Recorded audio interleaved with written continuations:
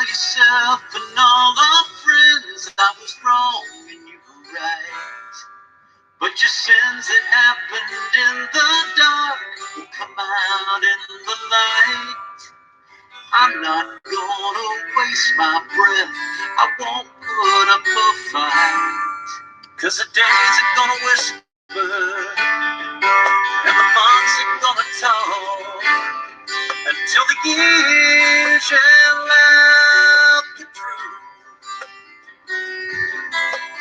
Time will tell, time will tell on you.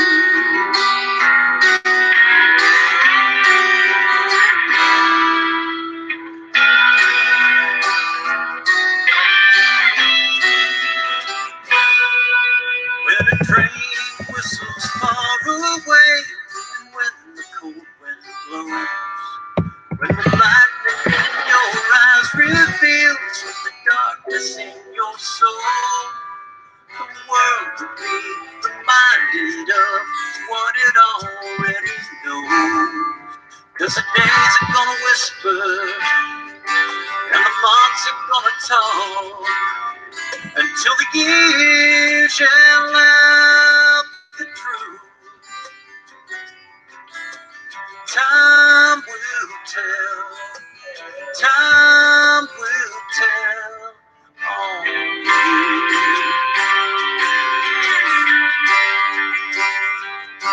No one may ever say a thing, but surely as the seasons change, you feel like every finger points at you 'cause you're to blame. And the days are gonna whisper and the months are gonna talk until the years shall out the truth. Time will tell, time will tell on you. It's gonna tell on you.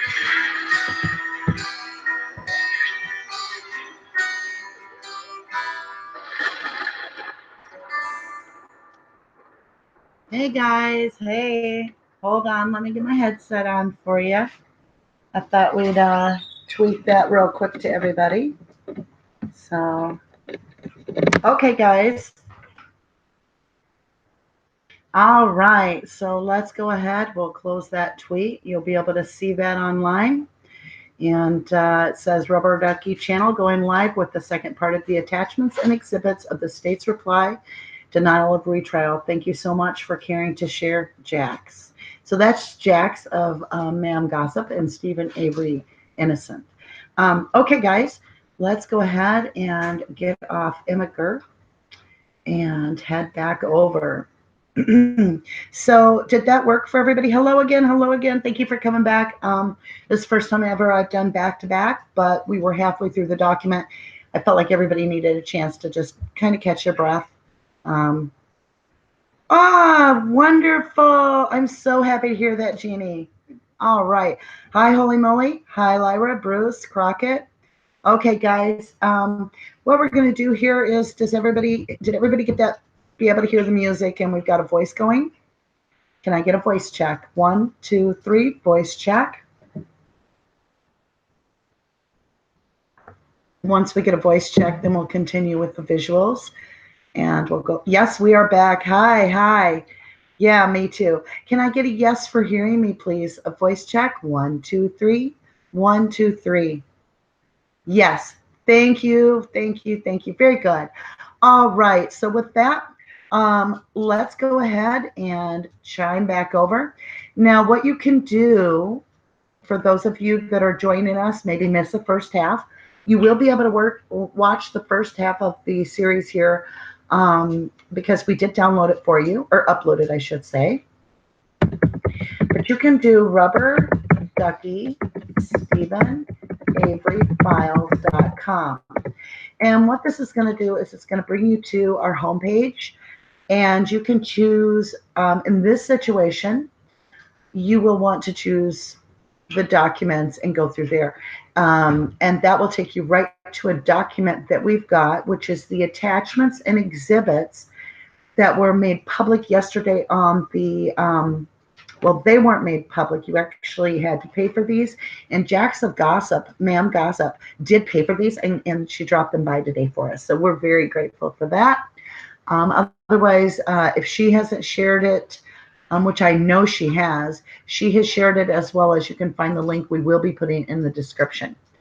So let's head on over to that real quick. The first part of it was the forensic anthropology case report, which was Dr. Eisenberg's bone report. And we went through all of that on the last part. But this is, I believe, 48 documents. Okay, yeah, 48 pages long. Excuse me. So that is why, obviously, we are doing a couple parts here. We're only on page 15 right now, so we'll see if this has one more later this evening or if we can work through it now. So we're going to go ahead, do a visual check real quick and make sure that we're all on the same page, which is Return Items 9/2011 by Deputy Jeremy Hawkins. Canada hears you. Awesome. Hey, yay. Hi, Expedition and Bruce and Janice and Cobweb. Thank you all for coming back. If you do want to follow along with this, the link that the moderators like Lily and BB and Tony put up, those are the links that will get you to the library. And you have to do a couple, digging around in there. Get familiar with the library. We often do lives where we put the information in there so that you can validate it yourself. You can verify it, say, yep, this is what was said, because we want free thinking. So can I get a visual? Is everybody good with the visual? Let me break out the chat. Remember, we did this. Pop out chat. Over here, we can choose, I believe, live chat it was. We're getting better. Yay. Okay. Yep, we'll choose live. Good visual. Thank you, holy moly. Okay, we're going to shrink this guy down. We'll store him over here, and that way, if I do see that you have a question, we will jump on board with that and try to help you out. So now let's see this. We can actually lower some of this. We can get rid of that. That'll keep us from being too slow.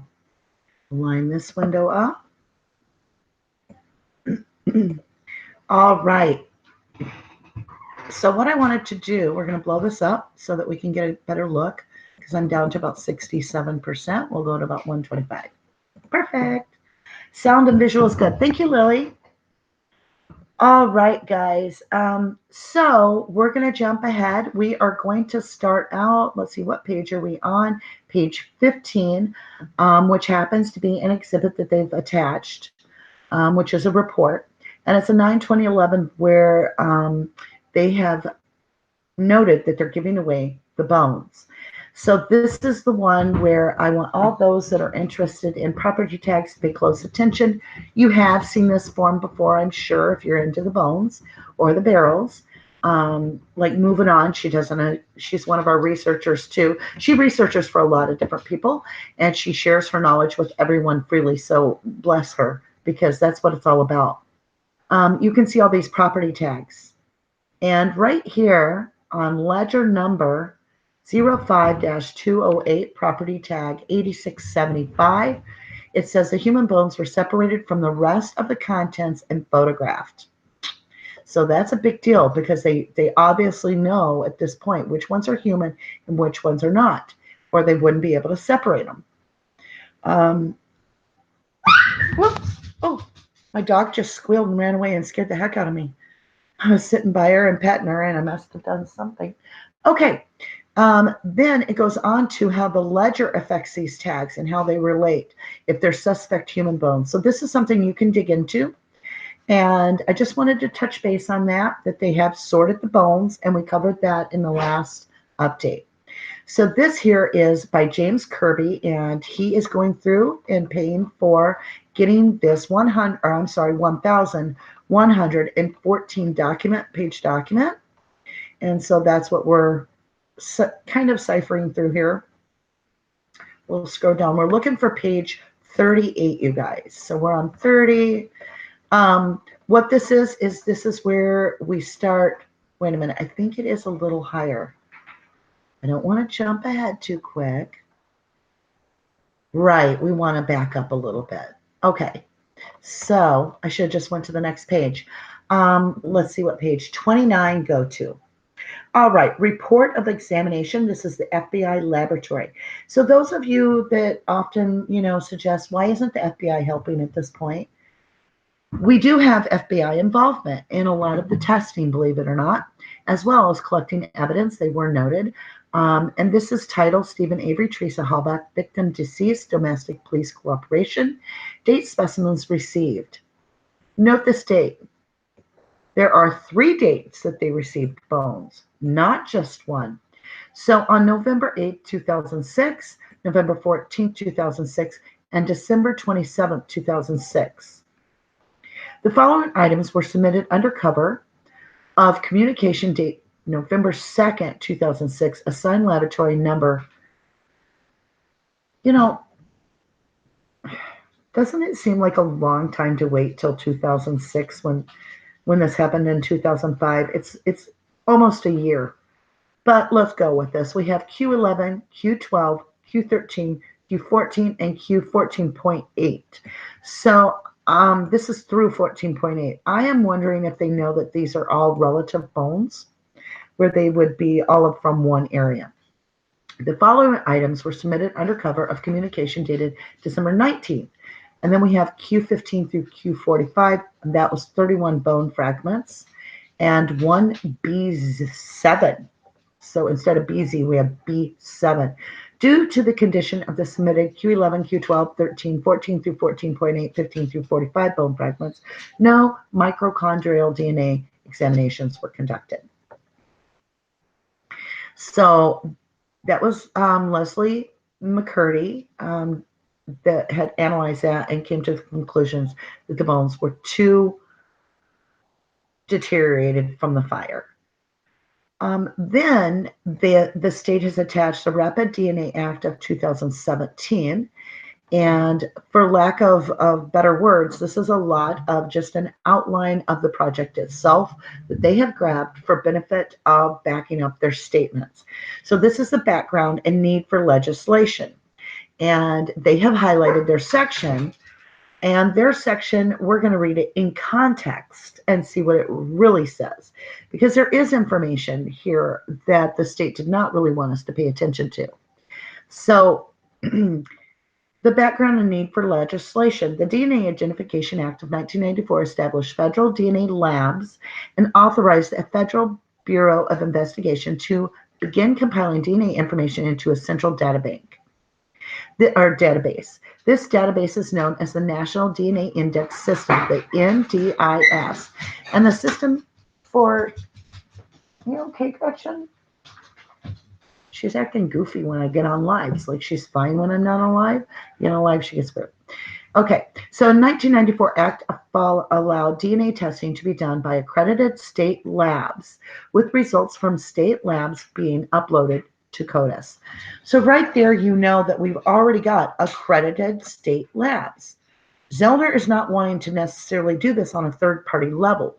Yes, she would want the scientists there that created the entire Andy system that we're asking about, and he's a specialist. He's a PhD. He knows his stuff, and he's the inventor of the fast DNA testing.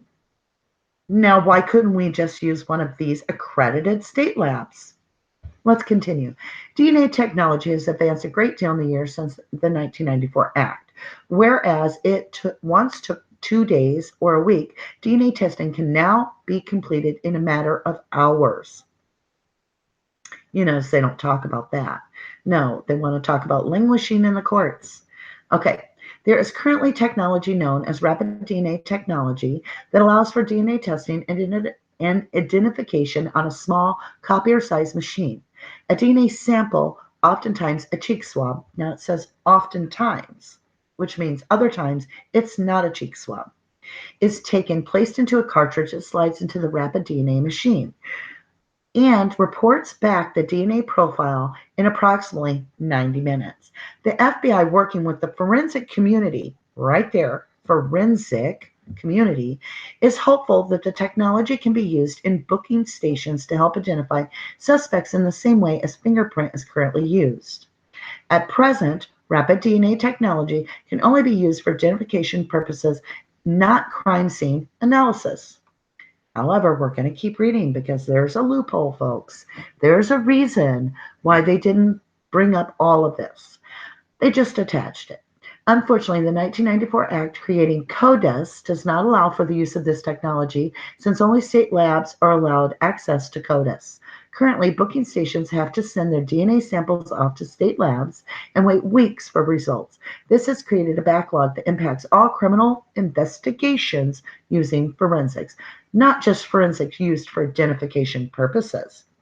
H.R. 510 would modify the current law regarding DNA testing and access to CODIS. The short turnaround time resulting from increased use of rapid DNA technology would help to quickly eliminate potential suspects, capture those who have committed a previous crime and left DNA evidence, as well as free up current DNA profilers to do advanced forensic DNA analysis such as crime scene analysis and rape kits.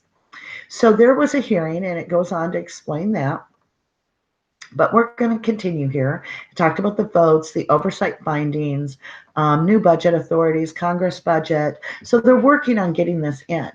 But what I found interesting, I believe it was, let me scroll down. Let's talk about changes in existing law made by the bill as reported.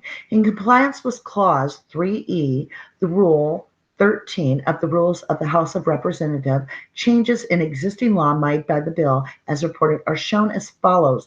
Existing law proposed to be omitted in case enclosed.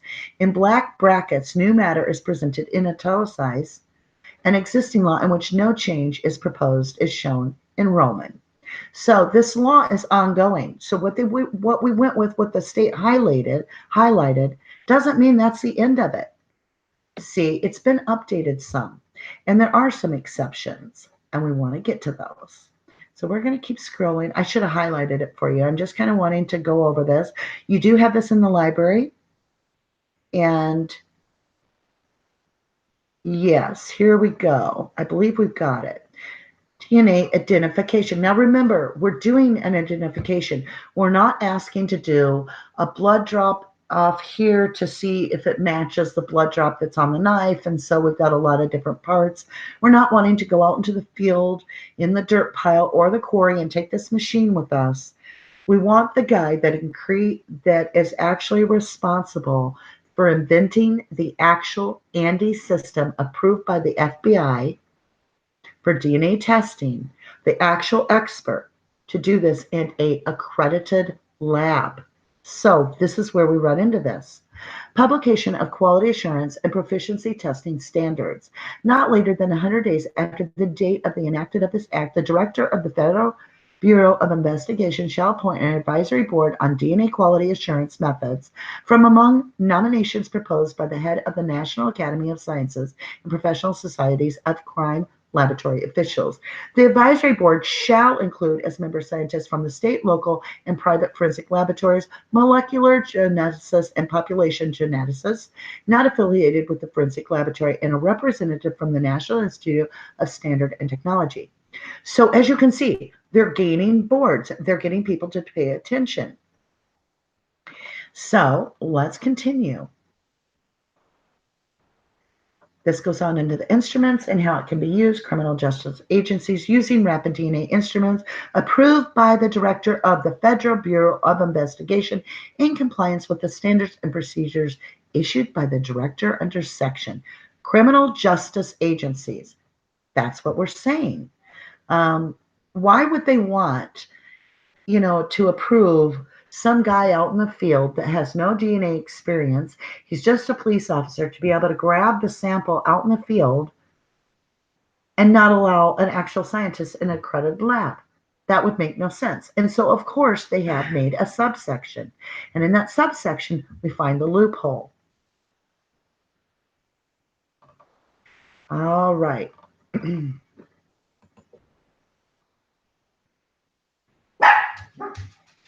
And the family is heard from, the furry babies.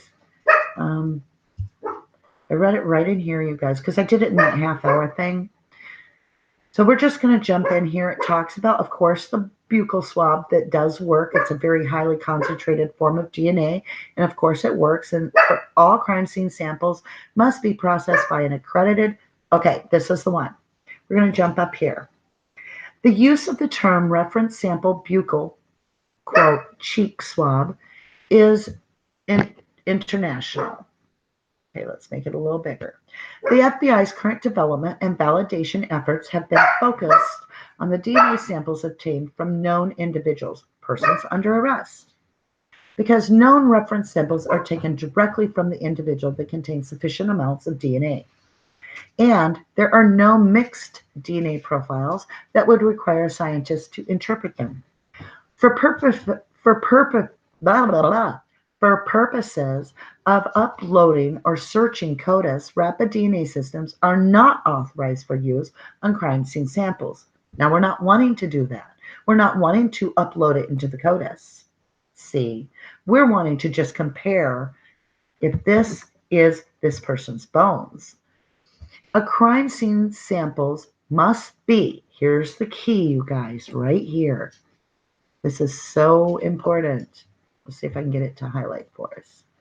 A crime scene samples must be processed by an accredited forensic DNA laboratory that follows the FBI quality assurance standards for forensic DNA testing laboratories to be eligible for uploading and or search in the CODIS. So right there it tells you that they will allow accredited forensic DNA laboratory to be used. Let's continue. The Rapid DNA Act of 2017 was signed by the President on August 18, 2017. The Act authorized the FBI Director to issue standards and procedures for the use of rapid DNA instruments and resulting DNA analysis. Now that the law is in place, the Bureau will be working toward the testing and implementation of the new technology and is poised to deliver the capability to process a rapid DNA upload and search in the CODIS software within 2018. See, we're already talking a couple years ago. The FBI anticipates testing of components to begin in 2019, integration into the booking process of states that are authorized to collect DNA samples at arrest, as well as the federal system will allow. The FBI is currently working with the Scientific Working Group for DNA Analysis Methods, the SWIGDAM, and other stakeholders to develop standards procedures for the FBI approval and operation of the rapid DNA systems and booking agencies. The Bureau recognizes that the National DNA Index System, NDIS, approval of the rapid DNA systems and training of law enforcement personnel using the approved systems are internal to ensuring that rapid DNA is used in the manner that maintains the quality integrity of CODIS and the NDIS. There is no rapid DNA system currently approved for the use of NDIS approved by law enforcement booking agencies. The FBI will consider and approve as appropriate rapid DNA systems for booking agencies once the relative standards and procedures required by the Rapid DNA Act of 2017 are issued and all required communication enhancements for CODIS, well, IT, I should have said, CODIS compatibility are implemented. Now, we're going to skip the background and we're going to get into the prerequisites because this is what you got to do. You got to dig into all these long, drawn out things to get to the meat of the bone, which is what the state doesn't want us to pay any attention to. And that's that if you have a lab that's accredited and you have, true scientists that have a PhD and are that is their field of study, they'll allow it. It's right here in the writing. So it goes on to talk about the booking, and we're going to go ahead and, yep, that's the one about the booking and all that. Now, this last paragraph right here that the state says, they even quote the point we're trying to make. They say, there are many challenges that must be overcome before the FBI can consider the use of rapid DNA systems for crime scene sample analysis. The Bureau continues to assess how these changes can be addressed to include monitoring enhancements to the rapid DNA technology. Among the major challenges is the requirement to determine the amount of DNA present in a sample. Now, I'm not a scientist and I'm certainly not a doctor, but I'm wondering if the determining the amount of DNA present in a sample has anything to do with that radio opaque that we were listening to earlier. Just a question. So, somebody with a scientific background, maybe Silkman, Tony, somebody, or Scooby, somebody jump in and give us a heads up on that because that would be great to know that. It says, necessary to maximize the resulting quantity of DNA profile, assess for contamination, etc., and the development of expert systems for the crime scene sample analysis. Implementation. So it does talk about the buccal swab. It says a rapid DNA. I'm jumping way down here, you guys. I'm just going to make sure we didn't miss something. Yep, we're good.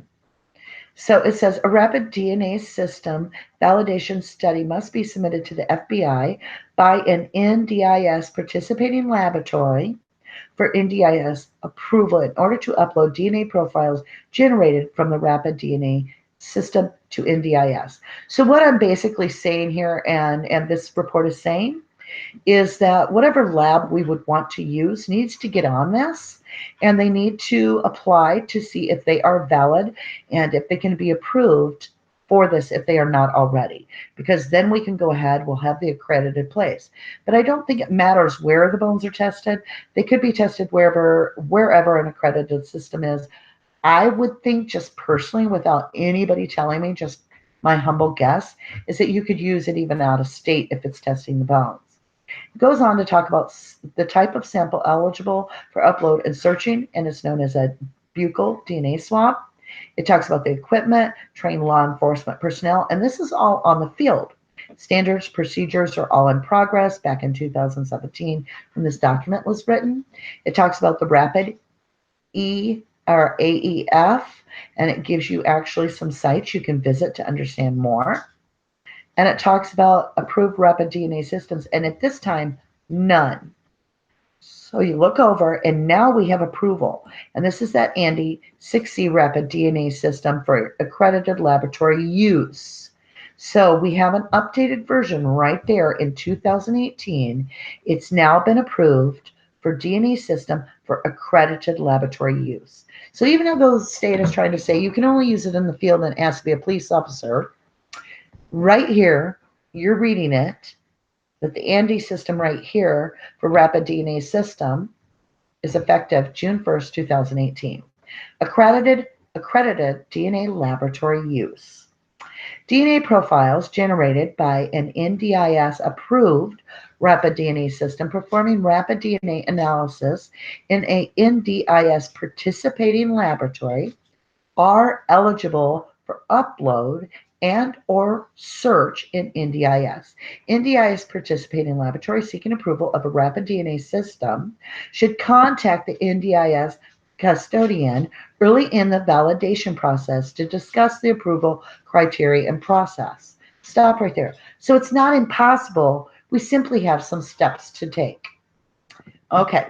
For example, developmental validation must be conducted on all rapid DNA systems where either the rapid DNA instrument, the PCR STR, typing kit, rapid DNA cartridge, and or expert system was not previously approved for use in the NDIS.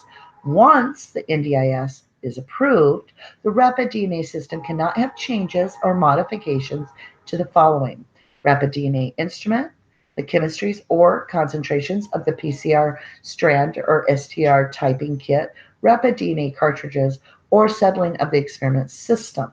So in other words, once you get approved, now you just can't change anything. Very easy rules. An NDIS, a participating laboratory seeking to change any correspondent component of an NDIS approved rapid DNA system must submit such request to the NDIS custodial, blah, blah, blah. Okay, let's continue. Down here, accredited DNA laboratories have the ability to use NDIS NDIS approved rapid DNA systems as well as rapid DNA instruments that require DNA analysis interpretation. So, see, here's the difference, you guys. What the state's doing is they're taking a document, and where the part says you can't be using this for an evidentiary finding, you can only use this for identification in the field. They're saying if you don't have a scientist there, if you don't have an accredited lab, you can only use it that way. But this says that you could do it if you have an accredited DNA laboratories have the ability to use NDIS approved rapid DNA systems as well as rapid DNA instruments that require DNA analysis interpretation. Now, it just can't be anybody that is able to interpret it. It goes on to specify. Let's read on. Rapid DNA analysis using a rapid DNA system consists of automated extraction, amplification, separation, detection, and allele calling without human intervention. The term modified rapid DNA analysis is used to describe when the rapid DNA instrument is used and there is human interpretation and technical review for the resulting DNA analysis.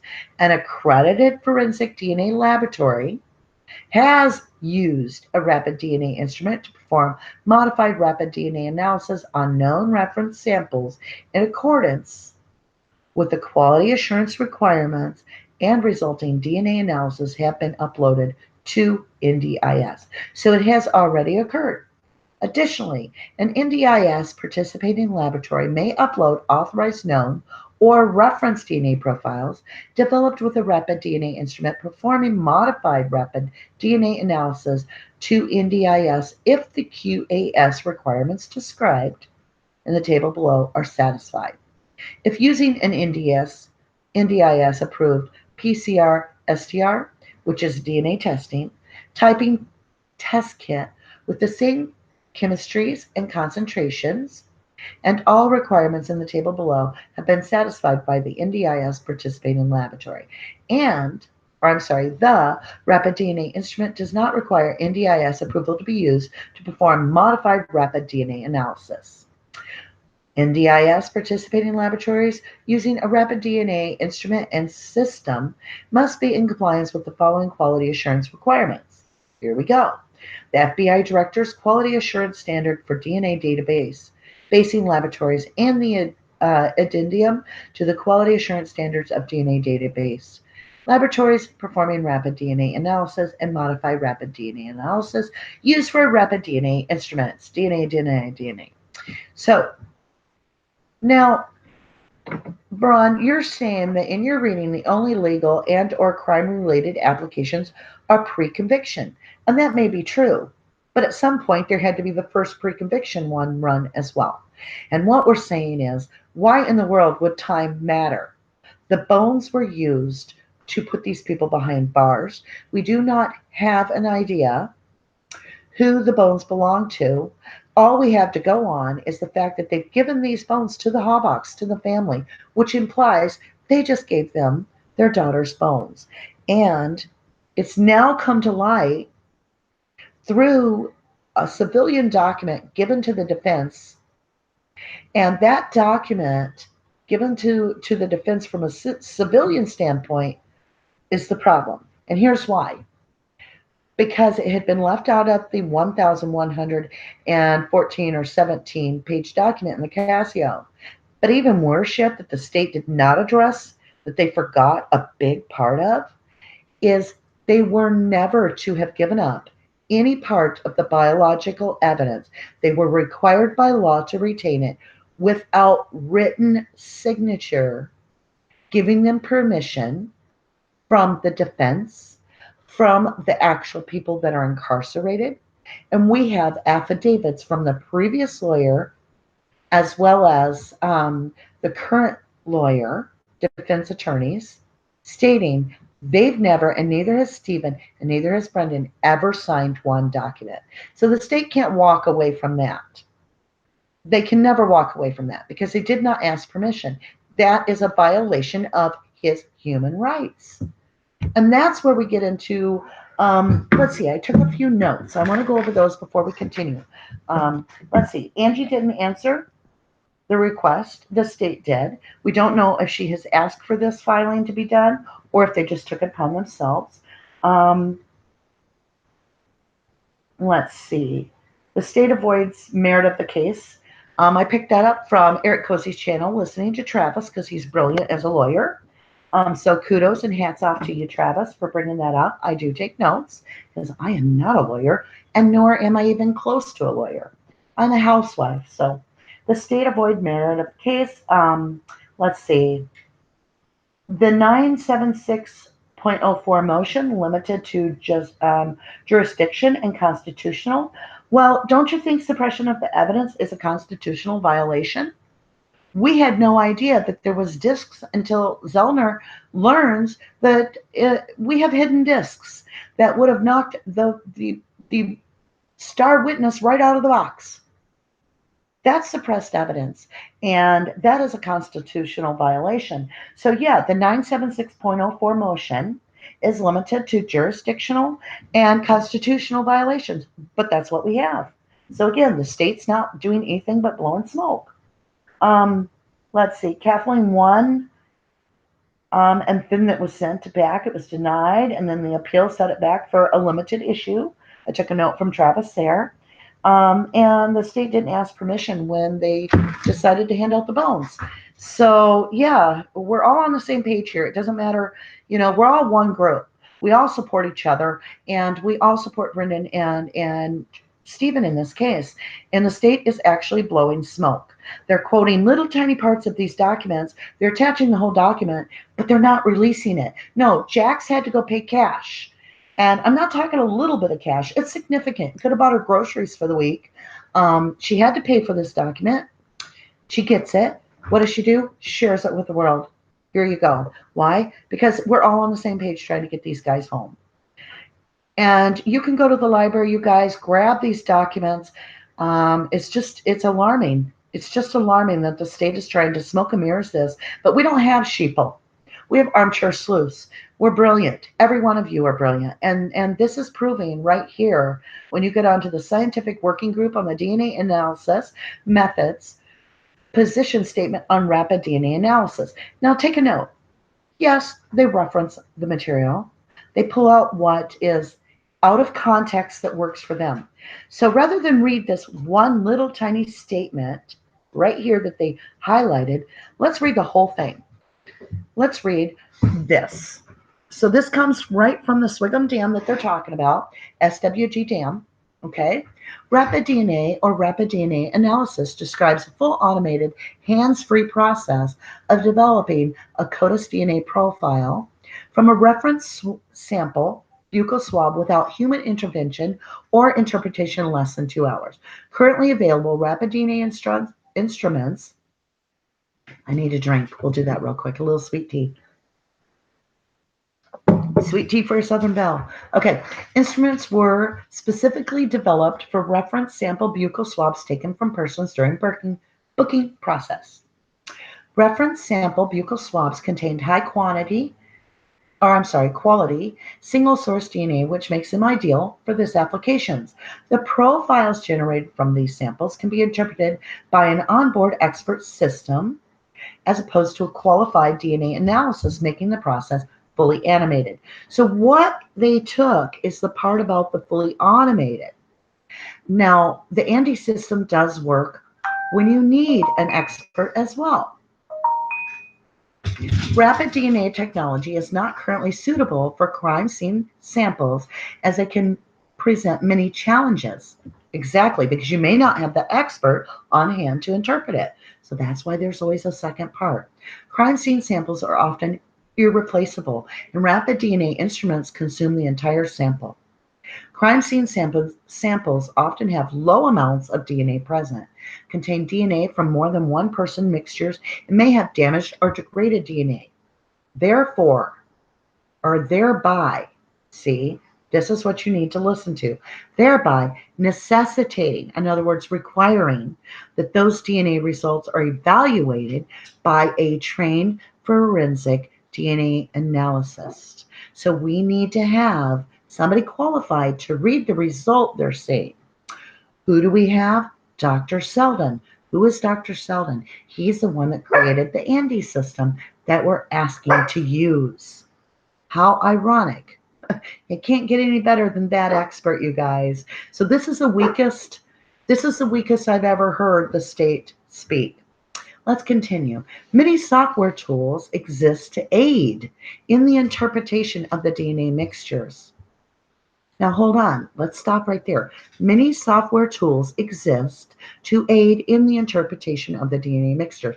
They would not exist if it was a fully automated machine 100% of the time. But because they're explaining the Andy system is multifunctional, and the state's only focusing on the out in the field part to make their point, we're going to talk about the other part. It says many software tools exist to aid in the interpretation of DNA mixtures.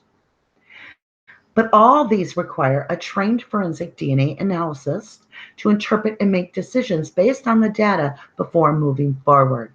Because a trained forensic DNA analysis is required to interpret complex evidence samples, the analysis and interpretation of casework samples cannot be fully automated. You follow me, you guys? What they're saying is, don't go out in the field and be trying to read it yourself, When you're in the field, it's required that you use the fully automated systems. That's why you can be an untrained person when it comes to DNA. You can be a police officer, you could be an investigator. But if you're going to go into this kind of testing that we're talking about, you cannot use the fully automated system. It goes on to report. In addition to the many challenges associated with crime scene samples, in order for the crime scene DNA profiles to be eligible for the National DNA Index systems, federal law requires that such profiles be developed in accordance with the FBI quality assurance standards. These QASA, which is the QAS, requires that the amount of human DNA present in the crime scene sample be qualified as a critical step in determining the quality of the crime scene sample. I want to stop right there. We need the bones to be able to do that, see? So the state, if they had continued to quote this article, would have further resonated with Zellner herself, in that we need the bones to be able to do this, because we need to test the amount of human DNA present in the crime scene sample to be qualified as a critical step in determining quality of the crime scene sample. We'll continue. Rapid DNA instruments do not currently qualify the amount of DNA present. Therefore, any crime scene profile developed solely utilized a rapid DNA instrument cannot be maintained, searched, or stored in CODIS. This step is not required. However, for reference sample buccal swabs, as there is an abundance of high-quality DNA present in such samples. So it's not required. This step is not required. However, for reference sample buccal swabs, as there is an abundance, it's not required. Do you guys want me to keep going with this? Do you guys want to start researching this yourself? So I'm going to ask, we've been going for a little, 45 minutes? So I'm in all caps, sorry about that. Should we continue?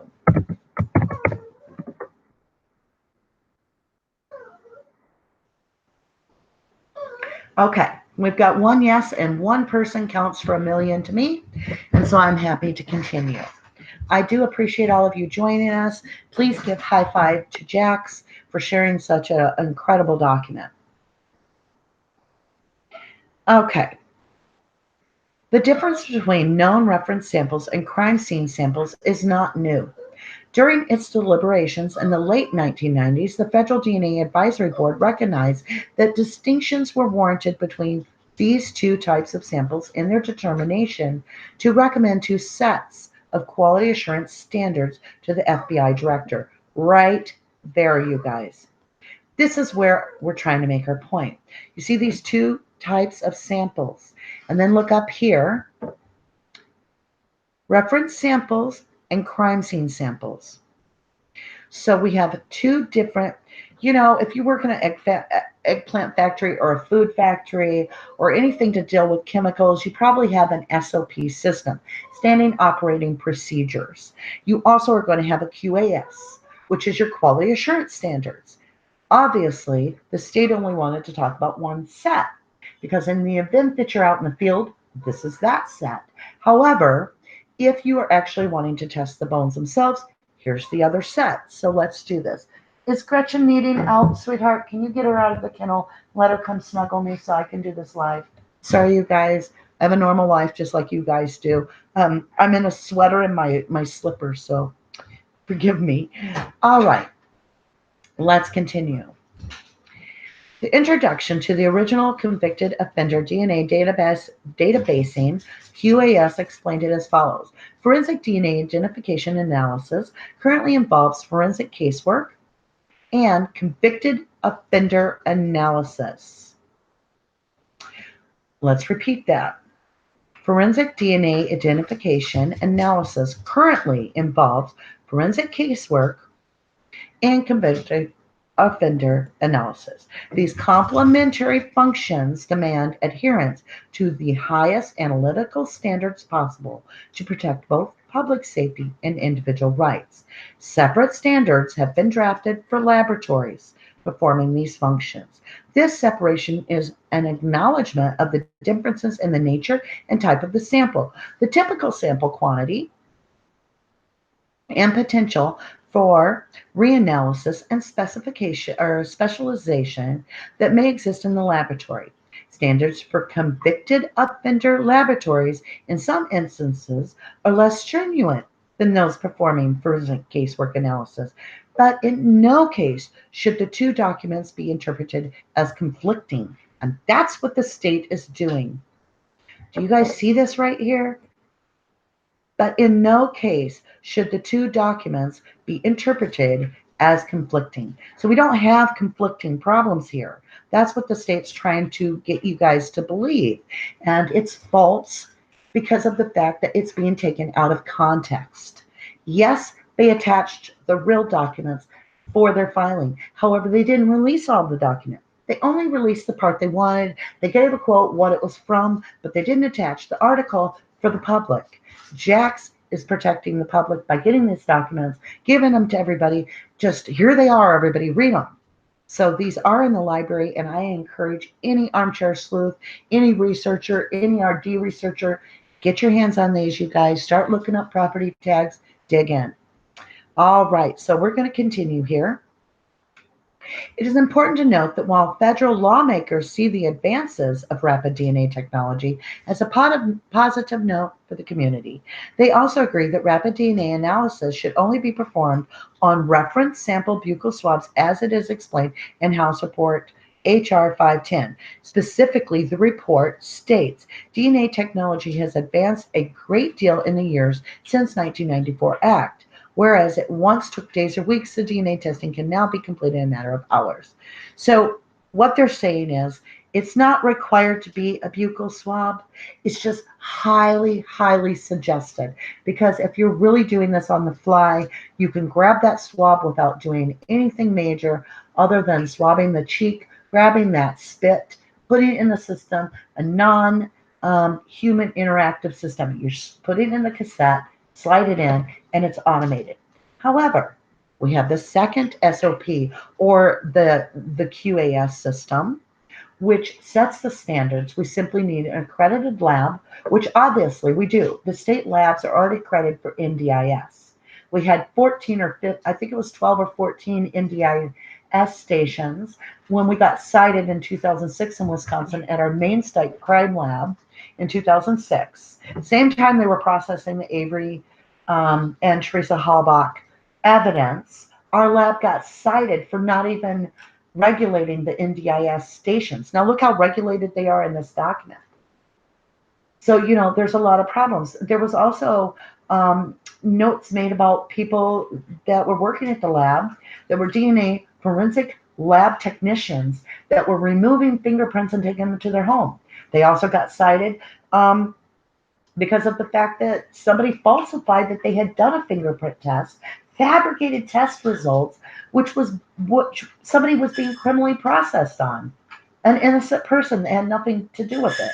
So yeah, you have to know that they're going to want these stations regulated, and that's all they're saying. They're saying we want a decent lab, we want an accredited scientist that has a PhD and is in the field that we're asking. So let's go on. Let's see, where were we? There is currently technology. Hey guys, quit rolling that around, please.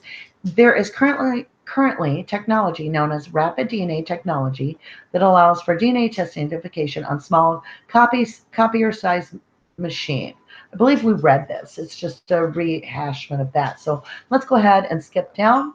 We're nearing the end. Let's go ahead and talk about American Society Crime Laboratory Directors Incorporated, the ASCLD position statement. So this was dated November 15th, 2017. And this basically is the board of directors on the side here. And you can see Idaho State Police, Kentucky Police, Illinois, Oklahoma, Arizona, Minnesota, Chandler Police, Boston Police, Virginia, United States Secret Service. Um, Basically, a who's who list. But what do? They highlight one little tiny section. So let's go ahead and really dig into this a little bit. The re- oh, Noah, quit rolling that change, please. Thank you. Oh, teenagers. Okay. The reduced timeline for data generated by rapid DNA uh, instrumentation from biological material provides an excellent opportunity for increased public safety through quick identifications of individuals. Now, this is the state's quote. Rapid instruments are not yet approved for use on forensic evidence samples for direct CODIS access. Now, here's what I want you to know. We just got done reading that in 2008, in 2018, we were approved for the Andy system in an accredited lab. So what the state's doing is they're grabbing an outdated document right here from 2017, where in that time frame, no, they weren't. But let's continue.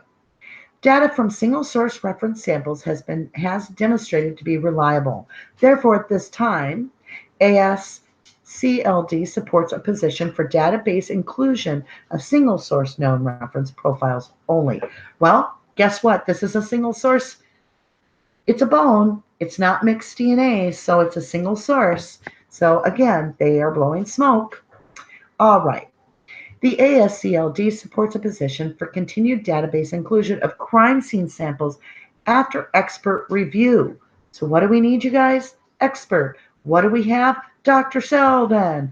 What do we need? Expert review. What do we have? Dr. Selden. All right. As provided by current DNA testing protocols in the accredited crime laboratory. See where they quit highlighting it? That's where the state wanted us to quit reading. Thank you, Jax.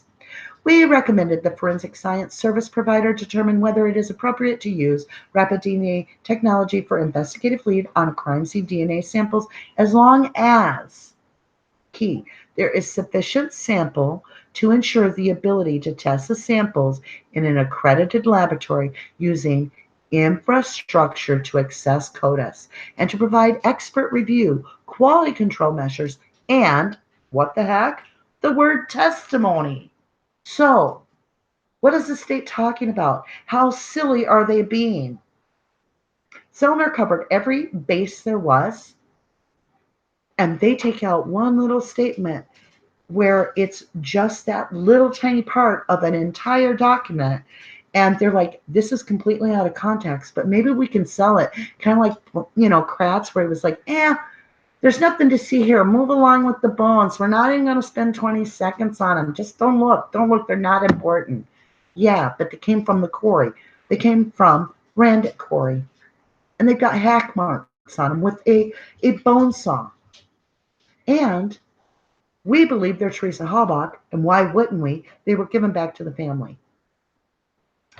Let's continue. As rapid instrumentation software implementation progresses, ASCLD will reevaluate its position, see, on crime scene samples inclusion on it in CODIS.